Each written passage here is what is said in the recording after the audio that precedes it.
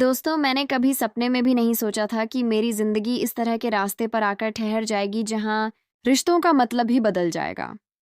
मेरी शादी को 12 साल हो चुके थे, लेकिन माँ बनने की खुशी मुझे अभी तक नहीं मिली थी। घर वाले और आसपास के लोग हर दिन मुझे कुछ ना कुछ कहकर परेशान करते थे। इन सब के बीच मेरे पति अजय हमेशा मेरे साथ रहे। लेकिन एक दिन हमारी जिंदगी में एक नया शख्स आया जिसका नाम था विक्रम, और उसने सब कुछ उलट पुलट कर दिया। दोस्तों, मेरा नाम राधिका है। मेरे पति मुझसे बहुत प्यार करते थे, लेकिन शादी के इतने सालों बाद भी हमारा कोई बच्चा नहीं हुआ। एक दिन हमारे पड़ोस में एक 50 साल का आदमी रहने आया। उसका नाम विक्रम था। शुरू से ही वह मुझे गौर से देखता था और उसकी नज़रें मुझे अजीब लगती थीं। फिर धीरे धीरे उसने मेरे पति से दोस्ती बना ली और हमारे घर आने जाने लगा। मुझे समझ आने लगा कि वह मुझे किसी खास नज़र से देखता है। एक रात जब अजय घर पर नहीं थे, विक्रम अचानक हमारे घर आ गया। उस रात जो हुआ, उसने मेरे मन पर गहरी ठेस पहुंचाई। वह घटना मेरे लिए एक ऐसा निशान छोड़ गई जिसे मैं कभी भूल नहीं सकती। दोस्तों, मैं अब 35 साल की हूँ। मैं बहुत खूबसूरत हूँ। मेरी त्वचा गोरी है और लोग मेरे रूप की तारीफ करते नहीं थकते। बचपन से ही मुझे अपनी सुंदरता की वजह से बहुत तारीफें मिली हैं। मोहल्ले वाले कहते थे कि मेरी शादी किसी रईस घराने में होगी। हमारे परिवार में 3 बहनें और एक भाई था। मैं सबसे बड़ी थी। हम बहुत गरीब थे।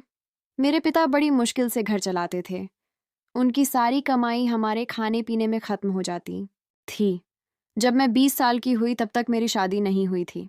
मेरे पिता चाहते थे कि जल्दी शादी हो जाए, लेकिन दहेज के लिए पैसे जुटाना हमारे बस की बात नहीं थी। हमारा परिवार सचमुच बहुत तंगहाल था। मेरी माँ का निधन मेरे छोटेपन में ही हो गया था। मेरा भाई मुझसे 4 साल छोटा था। मजबूरी में उसने पढ़ाई छोड़ दी और काम शुरू कर दिया। मैं भी कुछ बच्चों को पढ़ाकर घर में मदद करती थी। लेकिन एक दिन मेरे पिता को अचानक बीमारी ने घेर लिया और वे हमें हमेशा के लिए हमें छोड़कर चले गए। तब हम चारों भाई बहन बेसहारा हो गए। हमारी पढ़ाई रुक गई और हमें छोटे मोटे काम करने पड़े। एक दिन मेरी बुआ हमारे घर आई। उन्होंने मेरे लिए एक रिश्ता सुझाया। लड़के का परिवार ठीक ठाक था, लेकिन हमने साफ कह दिया कि दहेज देना हमारे लिए मुमकिन नहीं है। उन्होंने हम पर जोर नहीं डाला और फिर एक दूसरा रिश्ता ढूंढा जो हमारी हैसियत के मुताबिक था। एक दिन लड़के वाले हमारे घर आए। लड़के का नाम अजय था। वह अपने माता पिता के साथ आया था। वे बहुत अमीर नहीं थे, लेकिन हमारी तरह गरीब भी नहीं थे। अजय सरकारी नौकरी करता था। उसने मुझे पसंद किया और कहा कि उसे दहेज नहीं चाहिए। फिर मेरी बुआ और फूफा ने थोड़े पैसे इकट्ठे करके मेरी शादी करवा दी। शादी के समय बुआ ने मुझसे कहा था, ससुराल में चाहे जो हो जाए, लेकिन वहां से लौटकर मत आना। हमें तुम्हारे भाई बहनों की शादी भी करानी है। दोस्तों, मेरी शादी तब हुई जब मैं 23 साल की थी। मैं अपने नए घर में ढेर सारे सपने लेकर आई थी। शादी की पहली रात जब अजय कमरे में आए तो उन्होंने बड़े प्यार से मुझसे बात की। वे मेरे बारे में सब कुछ जानना चाहते थे। मैं बहुत घबराई हुई थी, लेकिन उन्होंने मुझे सहज करने की कोशिश की। वे मुझे दोस्त की तरह समझना चाहते थे। वक्त के साथ मैंने अपने मन की बातें उनके साथ बांटनी शुरू की। उन्होंने भी अपनी जिंदगी की कई बातें मुझे बताईं। धीरे धीरे हमारा प्यार गहरा होता गया। मुझे बहुत खुशी थी कि मुझे ऐसा पति मिला। उस वक्त बुआ की बात याद आती थी, ससुराल से वापस मत आना। मैं सोचती थी कि इतने अच्छे इंसान को छोड़ना मेरे लिए नामुमकिन है। शादी को कुछ साल हो गए थे। तब सास ससुर ने बच्चे के लिए दबाव डालना शुरू कर दिया। हमने बहुत कोशिश की, लेकिन कुछ हासिल नहीं हुआ। ससुराल वाले मुझे ताने मारने लगे। एक दिन सास मेरे पास आई और रोते हुए बोली, शादी को 6 साल हो गए, लेकिन तुम माँ नहीं बनी। हमें तो बंजर बहू मिली। उधर मेरे देवर की शादी की बात चल रही थी। जल्द ही एक लड़की पसंद कर ली गई और देवर की शादी हो गई। उसकी पत्नी प्रिया 2 साल में माँ बन गई। इसके बाद घर वालों और रिश्तेदारों ने मुझे और ताने देने शुरू कर दिए। मेरी गोद खाली होने की वजह से सब मुझे हे नज़रों से देखते थे। जब मेरा बच्चा नहीं हुआ तो घर में या पड़ोस में कोई नहीं चाहता था कि मैं शुभ कामों में हिस्सा लूं। मोहल्ले में कोई अच्छा मौका होता तो मुझे बुलाया नहीं जाता। लोग कहते, ये तो बांझ है। मुझे लगता था कि मेरी कोई कीमत ही नहीं रह गई। देवरानी के बच्चे होने के बाद वह अपने बच्चों को मुझसे दूर रखती थी। वह मुझसे छोटी थी, लेकिन मौका मिलते ही मुझे चुभते हुए शब्द कहती थी। ससुराल का माहौल मेरे लिए हर दिन मुश्किल होता जा रहा था।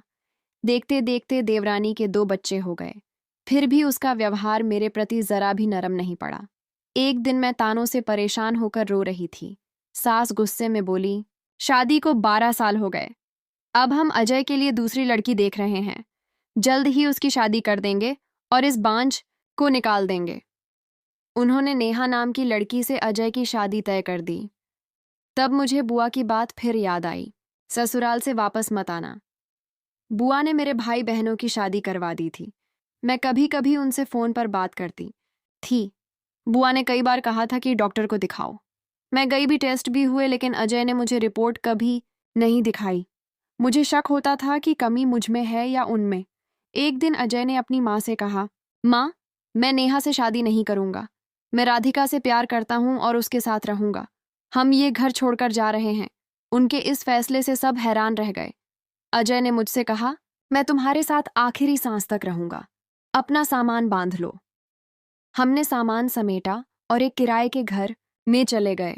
उस घर का मालिक विक्रम था, 50 साल का एक अकेला आदमी। वहां जाने के बाद मैंने देखा कि वह मुझे अजीब नज़रों से देखता था। वह मुझे ऊपर से नीचे तक घूरता रहता था। अजय ने भी विक्रम के व्यवहार में कुछ गलत देखा। शुरू में उसने हमारी मदद की, लेकिन वक्त के साथ मुझे उसकी नज़रें परेशान करने लगीं। जब अजय घर पर नहीं होते, वह खिड़की से मुझे ताकने की कोशिश करता। मुझे डर और बेचैनी होने लगी। फिर विक्रम ने अजय से दोस्ती गहरी कर ली। एक दिन उसने अजय से कहा, मैं इस घर में अकेला हूँ। मेरी पत्नी 7 साल पहले गुजर गई। आपको किराया नहीं देना पड़ेगा। मैं हर महीने आपको कुछ पैसे दूंगा। बस मेरे लिए खाना बना देना, क्योंकि मुझे खाना बनाना नहीं आता और बाहर का खाना मुझे नुकसान करता है।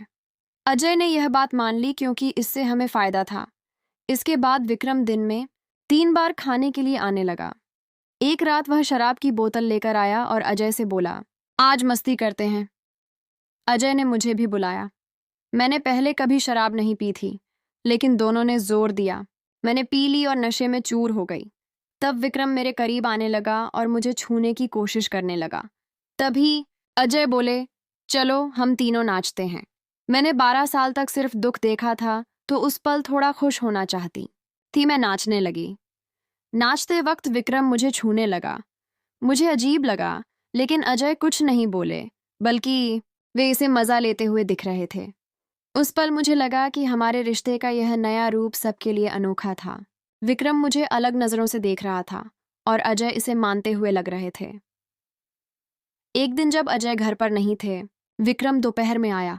उसने कहा, भाभी, आप बहुत सुंदर हैं। अजय बहुत खुशकिस्मत हैं कि उन्हें आप मिली। यह सुनकर मैं परेशान हो गई। मैंने धीरे से कहा, 12 साल हो गए, लेकिन मेरा कोई बच्चा नहीं हुआ। मेरी बात सुनकर उसने मेरा हाथ पकड़ लिया। मैं डर गई। फिर वह बोला, अगर आप चाहे तो मैं आपकी मदद कर सकता हूँ। उसकी बात से मैं सन्न रह गई, कुछ बोल नहीं पाई। खाना खाकर वह मुझे अजीब नज़रों से देखता रहा और चला गया। धीरे धीरे वह हमारे परिवार का हिस्सा बन गया। अजय उसे बहुत मानते थे। वे कहते, विक्रम मेरे लिए सच्चा दोस्त है। परिवार से दूर रहकर मैं अकेला था, लेकिन उसने मेरी जिंदगी में रंग भरे। मैं उससे सब कुछ कह सकता हूँ। मैं सोचती थी, क्या अजय उसकी नज़रों को नहीं देखते? फिर उसे रोकते क्यों नहीं? कुछ दिन ऐसे ही बीते। जब अजय नहीं होते, विक्रम आता और रसोई में मेरे पास खड़ा हो जाता। कभी मेरी कमर पकड़ता, कभी मुझे करीब खींचता। मैं डरती थी, लेकिन उसे रोक नहीं पाती थी। मैंने कभी अजय को धोखा देना नहीं सोचा था, लेकिन विक्रम की हिम्मत बढ़ती जा रही थी। एक दिन उसने मुझे जोर से गले लगाया और बोला, तुम बहुत प्यारी हो। मैं बेबस महसूस कर रही थी। फिर वह रात आई जो मेरे लिए भूलना मुश्किल है। अजय काम से बाहर गए थे। रात को किसी ने दरवाज़ा खटखटाया। मैंने खोला तो विक्रम खड़ा था। उसकी आंखों में चमक थी। मैं उसे रोक नहीं पाई। उस रात मैंने लाल नाइटी पहनी थी। मेरा शरीर कांप रहा था। उसकी नज़रें बता रही थी कि यह रात खास होगी। खाना तैयार था और वह बड़े शौक से खाने लगा। फिर मैं अपने कमरे में चली गई। खाना खाकर वह मेरे कमरे में आया और मेरे पास आकर मुझे गले लगाया। उसने कहा, आज मैं तुमसे अपने दिल की बात कहूँगा। जब से तुम आई हो मैं खुद को रोक नहीं पा रहा। मैं कुछ बोल नहीं पाई। मन में घबराहट थी। हिम्मत करके मैंने कहा, मैं शादीशुदा हूँ। अपने पति को धोखा नहीं दे सकती।